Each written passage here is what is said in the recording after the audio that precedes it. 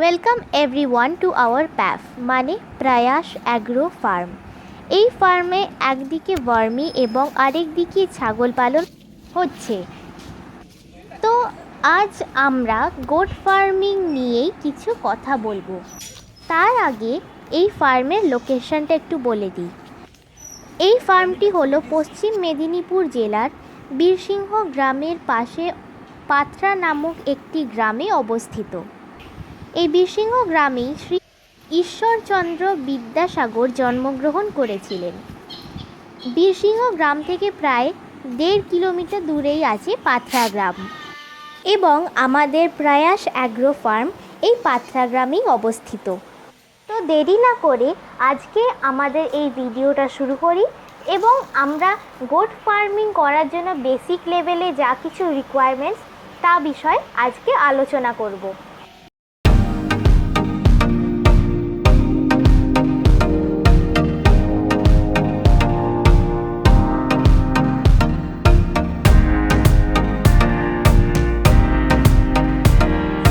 পালন করতে গেলে কিভাবে শুরু করবেন এবং কি কি সতর্কতা অবলম্বন করে স্বনির্ভর হবেন।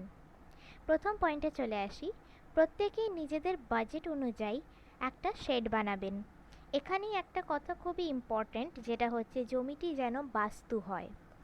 সেকেন্ড পয়েন্ট হলো ছাগলের শেডের পরিমাণ ছাগলের সাইজের উপর নির্ভর করে। অন অ্যান অ্যাভারেজ এটা 8 স্কোয়ার ফিট হতে পারে। থার্ড পয়েন্ট হচ্ছে ছাগল আনার আগে লোকাল বিএলডিও বা প্রাণী দপ্তর বিভাগে যোগাযোগ করুন এবং ওনাদের উপদেশ অনুযায়ী ব্রিড সিলেকশন, ফিডিং এবং ট্রিটমেন্ট করাবেন। ফোর্থ পয়েন্ট হচ্ছে অবশ্যই ছাগল কোনো ফার্ম থেকেই নেবেন। ফিফথ পয়েন্ট, ছাগল বুকিং করার পর 3 সপ্তাহের পরে ছাগলকে নিজের ফার্মে আনবেন। সিক্সথ পয়েন্ট হচ্ছে এই 3 সপ্তাহের মধ্যে আপনার ফার্মের ছাগল থাকার উপযুক্ত ব্যবস্থা গ্রহণ করুন। সেভেন্থ পয়েন্ট হলো ছাগল আসার কয়েক ঘন্টা আগে পুরো ফার্মটি এবং চারিদিকের বাউন্ডারিতে বিশুদ্ধকরণ করবেন।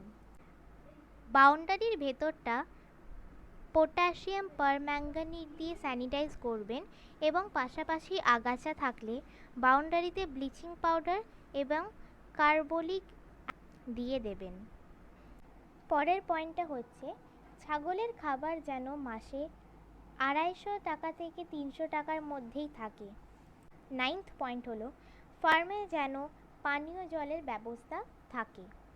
লাস্ট পয়েন্ট হচ্ছে শেডটি এমনভাবে বানাবেন যাতে 4 ফুট উচ্চতায় মাচা করা করে তার উপরে 8 ফুট 2 সাইডে উপর মিনিমাম হাইট 10 ফুট হবে।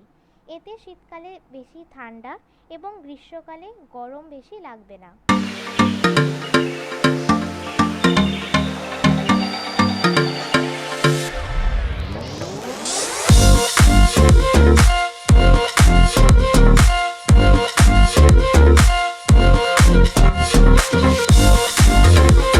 ম্যাচিওর বাচ্চাদের জন্য কোনো কিছু প্রিকশনস বা কোনো কিছু আলাদাভাবে ওষুধ